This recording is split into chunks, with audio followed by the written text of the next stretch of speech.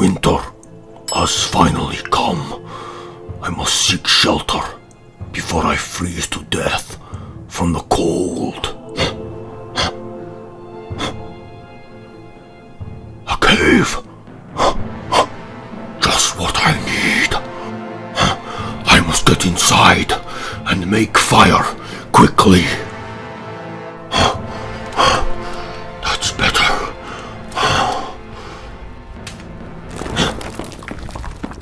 Hello? Is someone there? Show yourself. My mind must be playing tricks.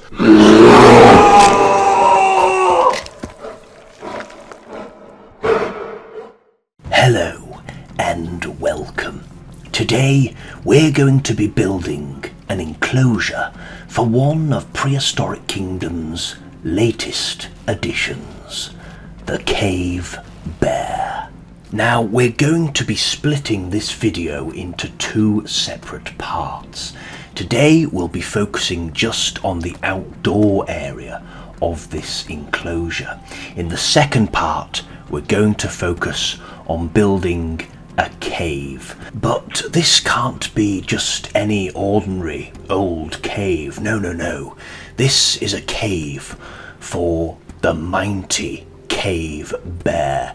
They've got cave in their name, so we've got to build something special. So I thought I'd split the video up into two separate parts, so we can really put a lot of detail into that cave and also the outdoor area as well. So to start off, we've built our bears a lovely lake. Many bears are very good swimmers, so this should give them a little bit of exercise while they're in their enclosure, and they can also just wallow in the water to cool off in those hot summer months. And right next to the lake we've built this lovely hide where the guests can walk through this hollowed out log of a redwood tree. And as you can see, I've put in some benches inside the log so the guests can sit back, relax and enjoy the view of that lovely lake, and hopefully, if they're lucky, they might see some bears having a swim or wallowing in the water. Next, we're going to put some bulrushes and a few trees at the side of this log, just to make it blend in a bit more and look a bit more natural. Lovely stuff. And I must say, I do love the new redwood map that they've given us. It's absolutely gorgeous. And I love that they've given us a new variety of different trees to go with it. And that's just as well because it appears that the cave bears preferred forested areas rather than meadows and open plains. So they must have found their fossils in lots of prehistoric forests and things like that. So I'm going to be putting in plenty of redwood trees for the bears to have a good scratch on, maybe scratch their claws on them as well, rub their scent on them and really make them feel at home. Oh, and by the way, don't worry, we haven't forgotten about Paleopangea. This is just a one-off build today because the Cave Bear has only recently just come out. We will be revisiting Paleopangea very soon though. We've got lots of ideas. The next animal that we'll be releasing into the park are the Edmontosauruses in Cretaceous Corner. And after that, I think we're going to build a T-Rex enclosure. So lots of exciting things to look forward to. If you've got any more ideas, let us know. Don't be shy. But enough about Paleopangea. Let's get back to the business of building this Cave Bear enclosure. So as you can see, I've put in two fences. One is for the bears and the other is for the guests, so that the guests aren't tempted to put their fingers in between the holes of the other fence and possibly get their fingers bitten off by an angry bear. So that's the reason we've done that. And over here you can see I've just copied and pasted that log that we made before, and I've changed it a little bit. I've made it into a little bridge so the guests can get a good view inside the enclosure. They're a bit higher up here, so they'll get a better vantage point to get a good view of our bears. And now I'm just cornering it all off, putting a few more trees in. We really need to make this very forested, this environment for our bears, to make them feel at home. And lots of shrubs and plants, lots of ferns. These are the kind of plants that you find growing in forests. And some stones around the edges of the lake. Lovely. And we've had some very, very exciting news from Prehistoric Kingdom. The next update, we're going to be able to put in baby animals into our enclosures. How exciting! We've been waiting for this for a very, very long time, and now it's finally here. And you don't just have to put in baby animals into your enclosure, you can actually choose whatever age you want your animal to be. So if you want them to be a newborn, baby, a little infant, or you can choose a teenager or a full-grown adult. It's completely up to you. I can't wait for this. And eventually what they're going to do is let the animals actually breed. So that's going to be really interesting. Will they build nests, lay eggs and things like that? That's further down the line, but at the moment we are going to be able to put in baby animals into our parks. So maybe next time when we revisit this build, you might see some baby bears, some little cubs with their mother. It'll be really, really interesting to see.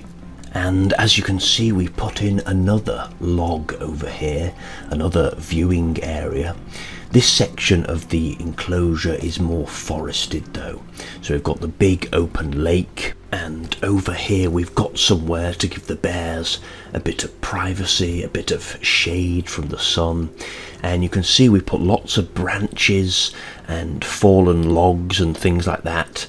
Now I'm hoping that this will attract insects and bugs, so our bears can then root through and rip the bark open and just encourage them to forage and look for bugs. And you can see we've just put in a feeding platform with loads of bugs on top of it.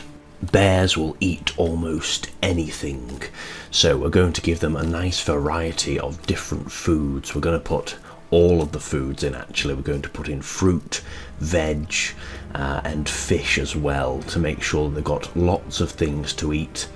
And you can see here we're just putting in some mushrooms, and this is the perfect environment for mushrooms to grow because they love growing in dark, shaded areas where there's lots of rotten vegetation.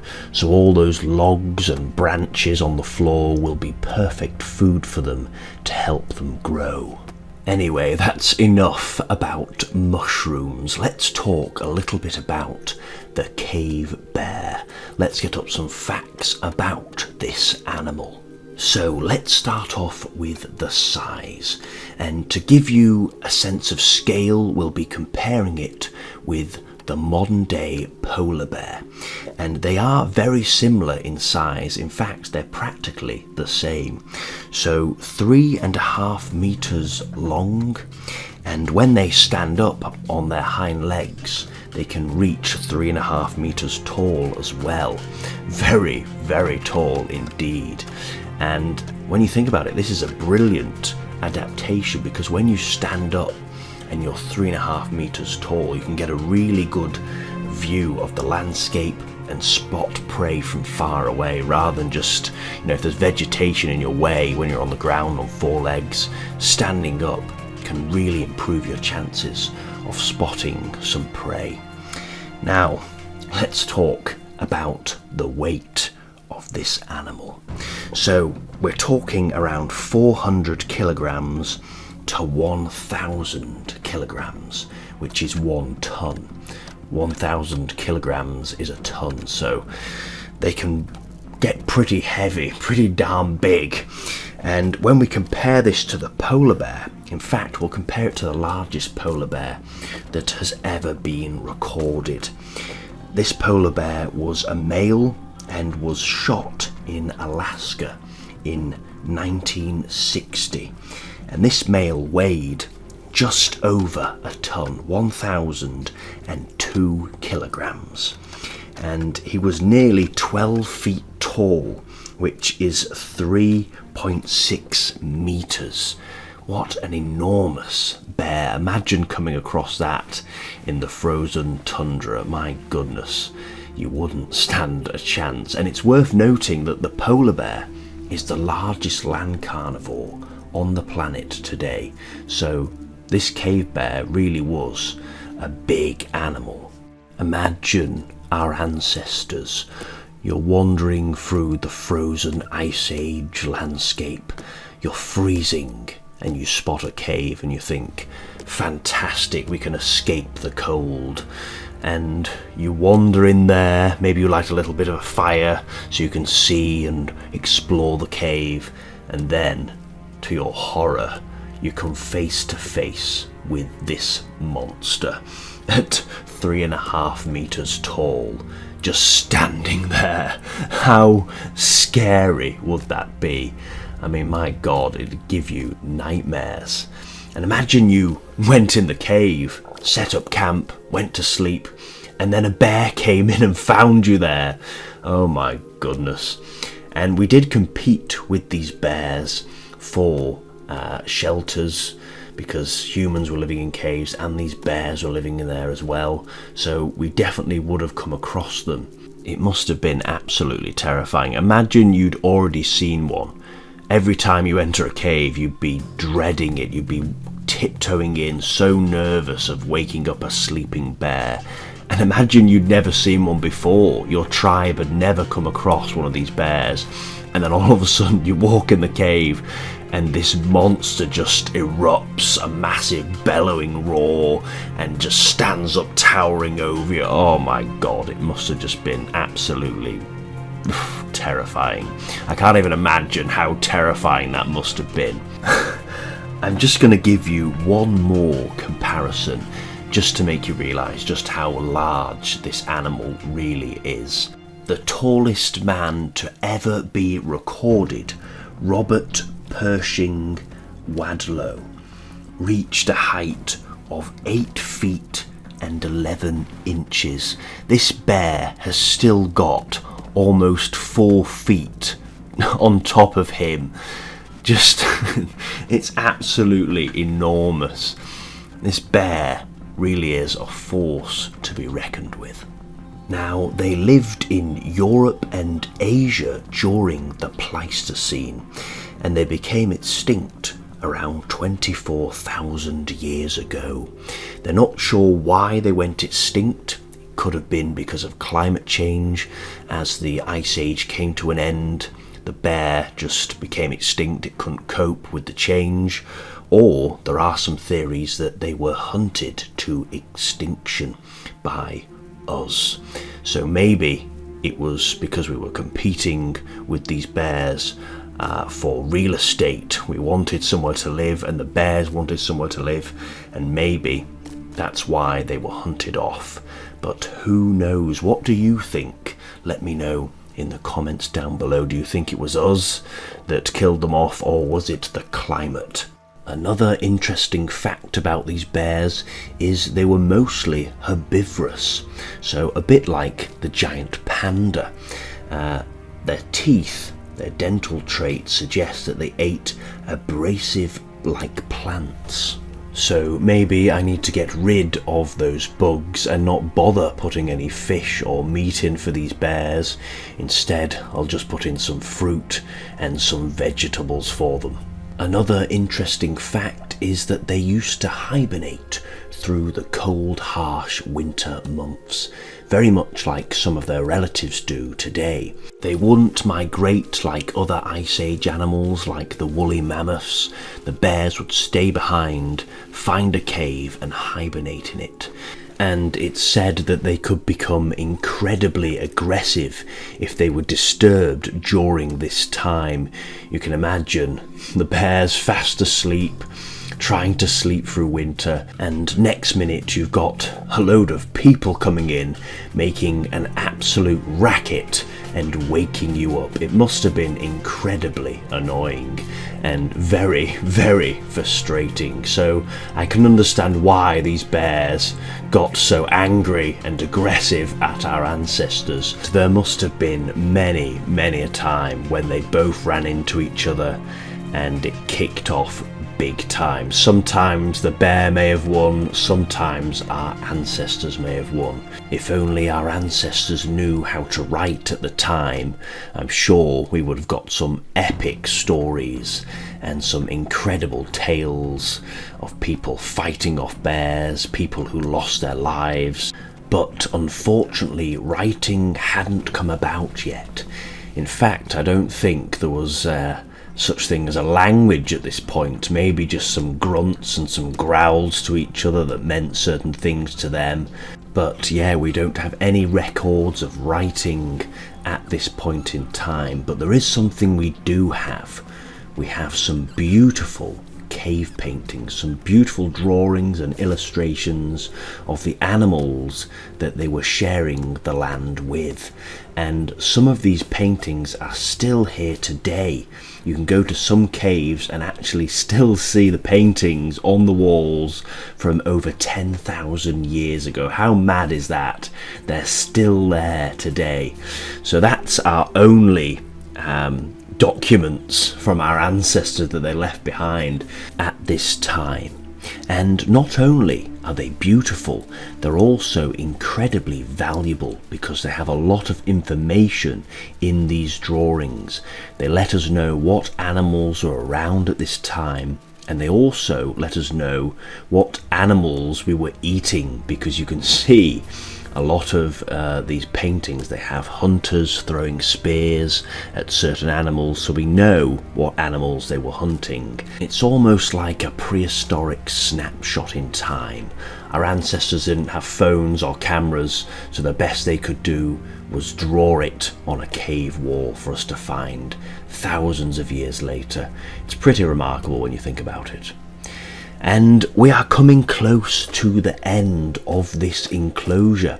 We've put in a beautiful waterfall here that you can see has two tiers. It falls down and then it splits into two. I'm sure our guests will love that. They can stand there and take a selfie on the bridge, get a nice shot of that beautiful waterfall. And I think the bears will like it as well. Maybe they'll come over and get a nice little shower. But yeah, we're just going to call that off now with the fencing and put the path around. And in this area as well, I want to put in a shop, some toilets, and somewhere for the guests to get some food as well. So you can see I'm just putting that in now. A few benches. There's our food stall. Lovely. There's the toilets. Marvellous. Just get that lined up. And we'll put a bear statue in as well, carved out of wood. And then I'm just going to put this wall around the side there just to make it look a bit more cozy. Lovely. And there we have it. We're pretty much finished. We've just got to put a few more benches in so that everyone can sit down and eat their food. Marvellous. So there we have it. The outside enclosure for our cave bears is finished. Don't forget to subscribe so you don't miss the next video where we'll be building the actual cave for our cave bears. If you enjoyed this video, please give us a like, and if you have any ideas for the next build, let us know in the comments down below. Thank you so much for watching, and we'll see you in the next video.